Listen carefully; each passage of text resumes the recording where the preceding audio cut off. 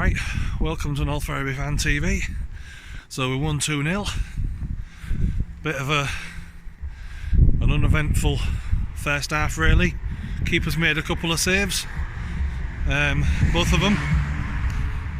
I've got them on film, so I've kept the saves because they're just as good as goals. That was it really. Ball was under players' feet, just kept bobbling under the feet. They couldn't get hold of it.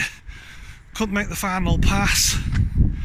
Don't know whether it was the cold or whether it was the wind that was affecting them, but both teams, not just Ferriby, both teams. Just check so I don't get run over. Don't want to get run over taking a video. So both teams, yeah, just kept getting it stuck under the feet, couldn't make the pass in. Could see the players becoming frustrated, especially Ferriby players, arguing amongst themselves, which never like to see that really. Don't like it when they argue amongst themselves. It is frustrating, but just carry on, lads. I mean, they all played well. I don't think Birch had the best game today. I think maybe Joel should have come on a bit sooner, to be honest. I love Birch, he's a great player. You know, everyone has an off game. Defence didn't really have anything to do. Their 23 was quick. He's a good player. I've seen him play for Chalk Lane in the past. Good, quick player. When he's given the space, he can cause a lot of damage.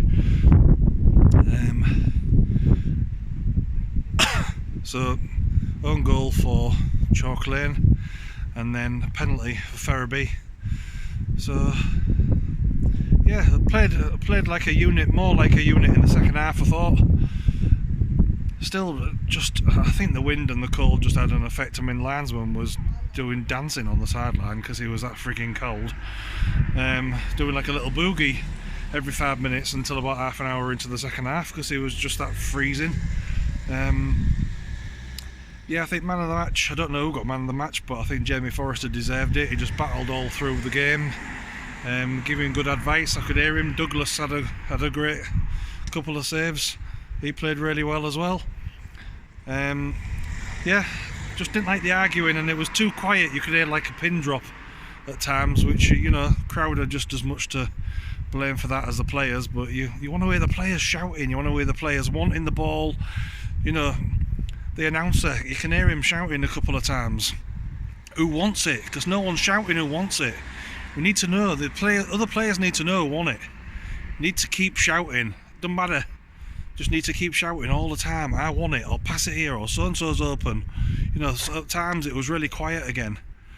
Anyway, we're going into the semi-final. Not at Wembley, like Tom says. So, going into the semi-final, hopefully get all the way to the final and win it now. We're more than capable. So yeah, noticed the difference when Tom Corner came on in the second half. Bradshaw battled, he just could not get the final touch. Yeah, so I'm not going to say any more. It was a really uneventful first half, a couple of good saves, and that was about it. And then a couple of goals in the second half, and it was friggin' freezing. Right, I'm going to bed now. See ya.